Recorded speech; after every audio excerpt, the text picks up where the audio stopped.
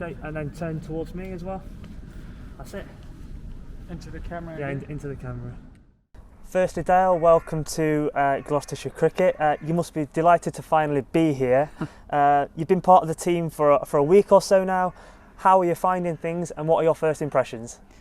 Yeah, thanks, Jack. Obviously, it's been quite a while to get here, and I think luckily the staff that have been here have been doing a good job in keeping the squad pretty fit and up to date with the cricket skills. But yeah, great to finally get here. I was whisked straight into it when we went into a team building sort of exercise at Newquay the day after I arrived, but it was really worthwhile. I think that gave me the opportunity in a short space of time to get to know everybody, and that's in the whole club. So as much as there was quite a lot to take in, it was almost a good icebreaker, and just ready to get my feet under the table really and get down to some proper cricket. You mentioned how excited you are there, and you must be really excited to be back coaching in English cricket. What was it about the job at Gloucestershire that made you want to return to English cricket? Yeah, I think firstly I had 10 years of playing in England and 3 years coaching, and I loved every minute of it. I think the cricket side of England was amazing. I don't think the weather's always, as a South African, is why we're here.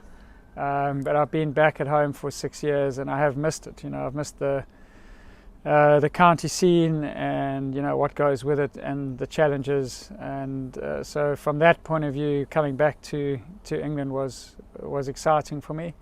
Gloucestershire was for me an option, and a good option from my point of view, from a family point of view. Just the area. Played here a few times, played at Cheltenham a few times, and it just fitted with, for me, for a place where I could live and relocate back to the UK. I've got 4 children, so quite a family-orientated life. And also purely from a cricketing point of view, playing against Gloucestershire, the team always showed a lot of resilience, almost played above themselves. They did the basics very well, and they always came across as being a really tight sort of team, and that to me resonates for me as a player, as a coach. I like those characteristics, and it was so put it all together. I thought it is a good fit, and I put myself forward for the job. You mentioned briefly just there about the good job the coaches have done sort of before you got here. Ian Harvey and Mark Thurburn, Owen Dawkins, and the rest of the guys. How important is it to have the experience of the likes of Ian Harvey in the backroom staff with you to take Glos on this journey next year? No, it's Harves and all of them really, Thorbs and Dawks, and I think the addition of Snelly as well, Steve Snell at the sort of helm, just creates, we talk about the squad is almost one team, and then the coaching staff is another team. So you put all those names and skill sets together and experience together from a coaching side of things and administrating side from a cricket point of view, and it's to me also a really strong team. So they all add value in different areas, which I think is good to have that diversity in the coaching group. And I think specifically to Harves, he's got a world of experience as a player in county cricket, international cricket, and also at Gloucestershire. So I think I'll be leaning on him a lot initially to guide me in what happens here and how the club sort of ticks. So they're all really important, and I think I've been excited to actually join the team, and especially to sort of team up with Harves. So last year then, Gloucestershire won more county championship games than any other team and reached the quarter-final of the Royal London Cup. Yep. How far do you think this group of players can go in 2022, and what would represent a successful season for you? Yeah, a successful season is always you've got to aim to win things. You know, obviously it starts by winning each game, but you got to be realistic as well. And I really believe that this squad over the next 3 years, it may not be next year, but I still will aim to get these players to believe that they can actually win the championship this year. I think they can win white ball cricket. I think they believe that. And I think last year was the start of them really believing that they can compete with the top sides and the red ball stuff. So, I really think that putting, if everyone plays to their potential, and that's our job obviously of getting them to that, we're going to go out there believing that we can win the championship, and we'll do everything we can this year. White ball stuff as well. I think the team is, like I said, they're pretty experienced in the white ball. They've been successful. They've got that confidence. But I would hope that with my experience joined up with the rest of the coaching group, we can see the improvement from last year. You know, keep going forward, and with that we'll be challenging for the championship, and I really think we can win it. So you touched there on the strength of the playing squad, and there's been significant investment in the playing squad here with the signing of the likes of Marcus Harris, Zafar Gohan, Naseem Shah, those overseas players. And when you add those to the existing talent that we already have in the squad, how do you evaluate the strength of the squad and how well equipped it is to challenge for silverware, as you refer to?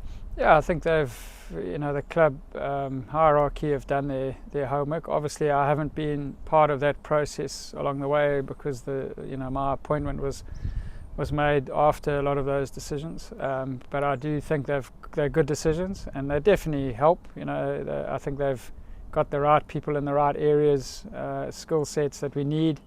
Bottom line is you've got to go out in the middle, and everything has to gel, and you've got to work. It's got to work out in the middle. You've got to play well at the right times, and you've got to do it for a long period. The season it's a 6-month marathon. It's not a short sprint. So I think we've got the tools. How we put it all together and how they all gel together is obviously going to be seen in the next few months, and that is our job to sort of facilitate that. So I think we've got the player. I think they've done a good job, but there's also other good teams out there with good signings, good players, good pedigree, strong squads. So I think it won't be easy, but we've definitely got the tools to, if we perform to our potential, to be up there. And while we're on the playing squad, do you have an update for us and the fans as to where we are with deciding the club's captain for the next season? How far away are you from making that decision? Yeah, I think that's probably one of the most important decisions we've got to make. So it's something I haven't wanted to rush into. I have been here now for only a week, and the cricket sort of starts. The guys have had a week off this week, and we start cricket next week. But I've had time to chat to the relevant people, coaches, and we're close to making that decision. I think there's some very good candidates, which to me is a good sign of a strong squad when there's a few options. It's not a great sign when there's not many options for captaincy. And there's strong senior players that I think a number of them could do the job. I've just got to we've got to make the right decision. And as I said, I'm pretty close to that, and I would like to make that decision before we leave for Dubai. So it isn't confirmed yet, but we are close to making it, and it will obviously will come out shortly. I'm sure the fans will be looking forward to hearing all about that, and equally looking forward to seeing the side take to the field in 6-7 weeks' time, the first time the fans will get to see a Dale Benkenstein Gloucestershire Cricket team. And what can they expect from that? What can the fans expect from a Dale Benkenstein side?